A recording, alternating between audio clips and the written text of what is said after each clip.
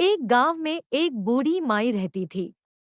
माई का आगे पीछे कोई नहीं था, इसलिए बूढ़ी माई बेचारी अकेली रहती थी।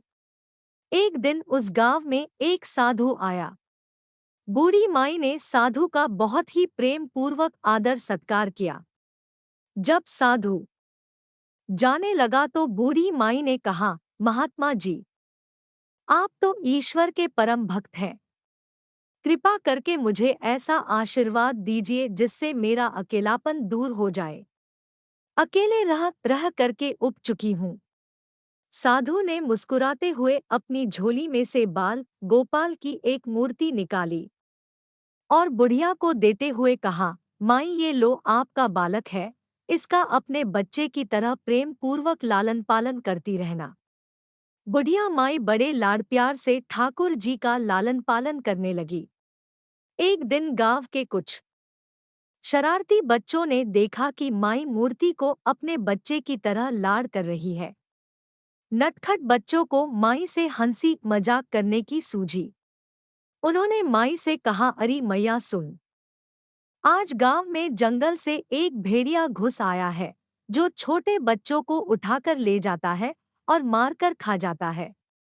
तू अपने लाल का ख्याल रखना, कहीं भेड़िया इसे उठाकर ना ले जाए। बुढ़िया माई ने अपने बालगोपाल को उसी समय कुटिया में विराजमान किया और स्वयं लाठी छड़ी लेकर दरवाजे पर पहरा लगाने के लिए बैठ गई। अपने लाल को भेड़िए से बचाने के लिए बुढ़िया माई भूखी प्यासी दरवाजे पर पहरा देती रही। पहरा देते देते एक दिन बीता, फिर दूसरा, तीसरा, चौथा और पांचवा दिन बीत गया। बुढ़िया माई 5 दिन और 5 रात लगातार बगैर पल के झपकाए भेड़िए से अपने बालगोपाल की रक्षा के लिए पहरा देती रही। उस भोली भाली मैया का यह भाव देखकर ठाकुर जी का हृदय प्रेम से भर गया।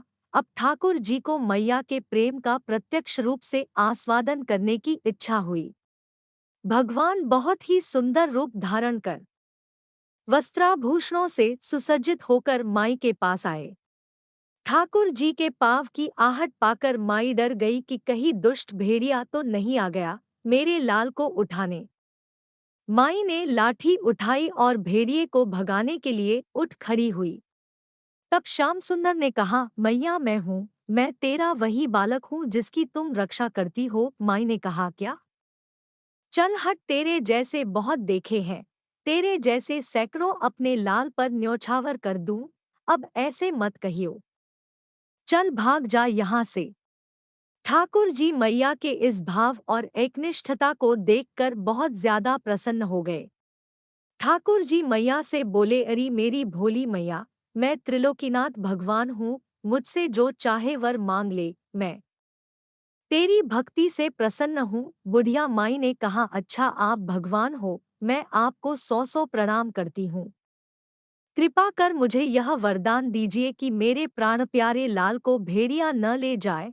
अब ठाकुर जी और ज्यादा प्रसन्न होते हुए बोले, तो चल मैया, मैं तेरे लाल को और तुझे अपने निज धाम लिए चलता हूँ। वहाँ भेड़िए का कोई भय नहीं है। इस तरह प्रभु बुढ़िया माई को अपने निज धाम ले गए। इस कहानी से शिक्षा मिलती है कि हमें अपने अंदर बैठे ईश्वरीय अंश की काम, क्रोध, लोभ, मोह और अहंकार रूपी भेड़ियों से रक्षा करनी चाहिए। जब हम पूरी तरह से तन्मय होकर अपनी पवित्रता और शांति की रक्षा करते हैं, तो एक न एक दिन ईश्वर हमें दर्शन जरूर देते हैं। भगवान को पाने का सबसे सरल मार्ग है, भगवान को प्रेम करो, निष्काम प्रेम, जैसे बुढ़िया माई ने किया।